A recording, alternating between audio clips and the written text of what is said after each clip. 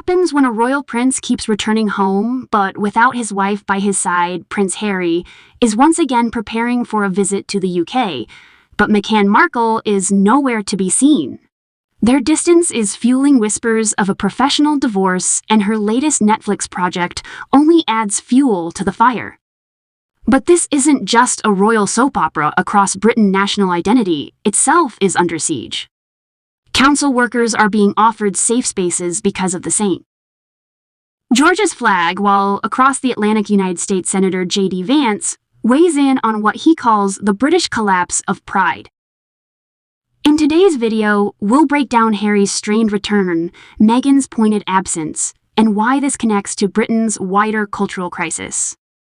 Welcome to the channel where we uncover the truth behind the headlines, exposing stories others won't touch.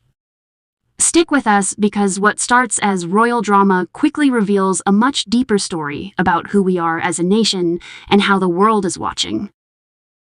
To understand today's drama, we need to rewind just a little. Prince Harry has made several solo appearances in the UK since stepping back from royal duties. Each time, Meghan Markle has stayed behind, often surfacing in glossy interviews or streaming projects instead.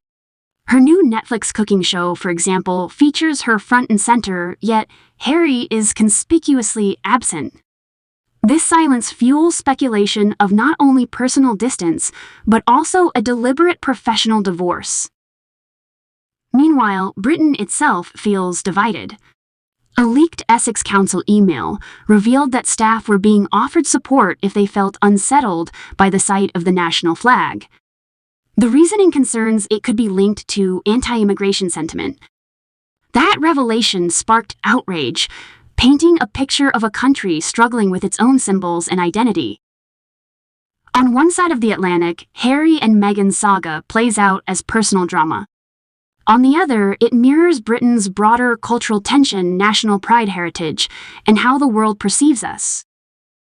Do you think Meghan's absence is personal choice or part of a calculated strategy? Let me know in the comments. Here's where things get truly revealing. Prince Harry is returning to the UK once again, this time for a charity event. But Meghan Markle, she's staying firmly in America. This isn't an isolated choice.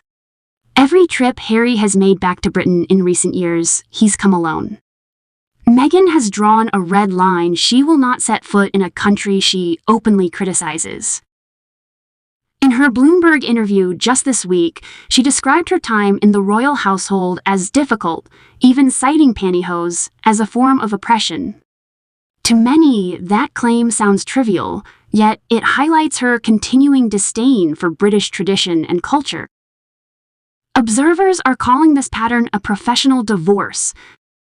The couple, once inseparable in their public ventures, now appear to be managing separate brands. Meghan's Netflix cooking show was released with no sign of Harry, no cross-promotion, and no shared narrative. For someone who built a reputation on her Sussex partnership, this absence speaks volumes. It raises the question, are Meghan and Harry now consciously uncoupling, not in marriage, but in career? At the same time, Britain is caught in its own culture clash. Essex Council sent an internal message warning that the sight of the English or Union flag might trigger discomfort, particularly among colleagues of color. They even suggested safe spaces for staff who felt affected by flags flying on bridges and streets. To many, this sounded absurd, an Orwellian response that reduces a symbol of national sacrifice to something threatening. Critics argue it's part of a larger trend of eroding British identity in the name of sensitivity. Enter JD Vance. The United States Senator, fresh from holidaying in the Cotswolds, weighed in on the debate, calling for resistance to the crazies who oppose the English flag. His comments highlight a stark contrast in America. National flags are everywhere, embraced with pride. In Britain, the same flag is now framed as a potential danger. The irony isn't lost on anyone, a United States politician defending British symbols while Britain itself hesitates. This convergence, Harry and Meghan's split public image, Britain's shaky identity, and America's intervention, creates a striking snapshot. It's not just a royal issue or a council memo. It's a mirror of deeper fractures within British society itself. Imagine this your national flag causing trauma. Is this where Britain has arrived? Let's dig deeper into what all this really means. Prince Harry's solo appearances are more than just scheduling quirks. They reveal a divide in how he and Meghan wish to be seen by the world. For Harry, there is still a lingering tie to Britain, his father, his military connections, his charities. For Meghan, Britain represents pain, rejection, and a system she has no desire to re-enter. This divergence creates a ripple effect. Together, they once marketed themselves as a modernizing royal couple. Separately, their brand fractures. Harry clings to legacy, Meghan embraces reinvention. The impact on the monarchy is subtle but real. Each of Harry's lone visits reminds the public that Meghan is absent, reinforcing the narrative of estrangement. For the royal family, this allows a cautious rebuilding of ties with Harry, but at the cost of completely excluding Meghan from any reconciliation. In the long term, that fuels speculation about the couple's unity, both privately and professionally. Now layer in the Essex Council controversy. If even national flags are now seen as dangerous symbols, it raises profound questions: who controls cultural identity and who defines offense. For some communities, the flag has been co-opted by far-right movements, creating real associations with exclusion. But for millions, it remains a symbol of sacrifice and pride. When a council chooses to treat the flag as inherently traumatic, it risks alienating the very majority it serves. The economic implication: greater division, less cohesion, and potential voter backlash against institutions seen as woke. Socially, it's even more complex. Identity politics now bleed into national rituals.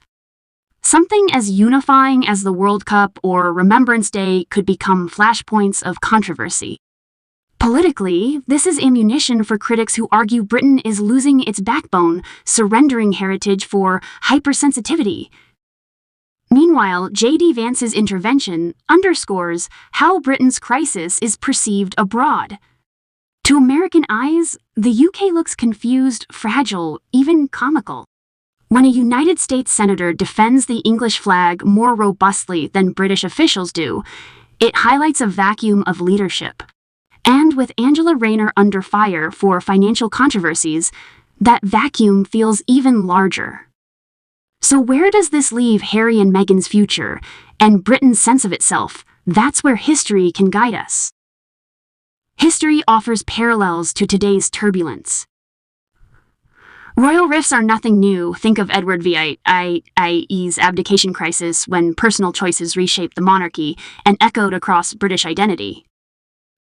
Similarly, national symbols have long been contested, from the Union Jack debates in Northern Ireland to clashes over colonial legacies. Each moment exposed deeper questions about belonging, loyalty, and pride. Globally, the contrast is striking. In the United States, the flag is omnipresent: schools, homes, sports arenas, and fiercely defended. In parts of Europe, national identity symbols remain strong despite political divides. Britain, by contrast, now hesitates over its own emblem. This hesitation mirrors the unease within the monarchy itself. Harry torn between two worlds, Meghan crafting a new one, and the institution struggling to adapt. Culturally, the stakes are high. Symbols unite people or divide them. The royal couple's fractured image and the controversy over the flag reveal the same core struggle: what does it mean to be British in the modern era?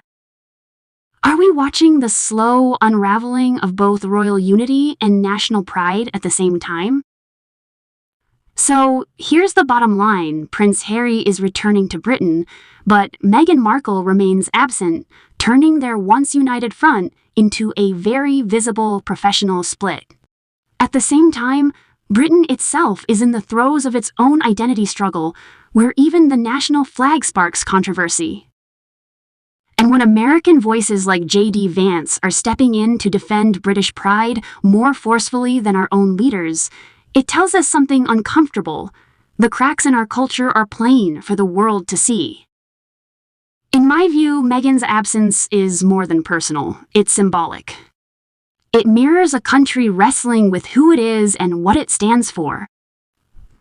But what do you think? Is this the end of Harry and Meghan as a brand, or just a new chapter? And should the British flag ever be treated as offensive? Share your thoughts in the comments below. Don't forget to subscribe for more fearless analysis on the royals' politics and the stories shaping our time. And stay tuned, because our next video takes you inside Elon Musk's latest controversy with shocking revelations from his own father. Thousands are already joining the conversation. Be part of it.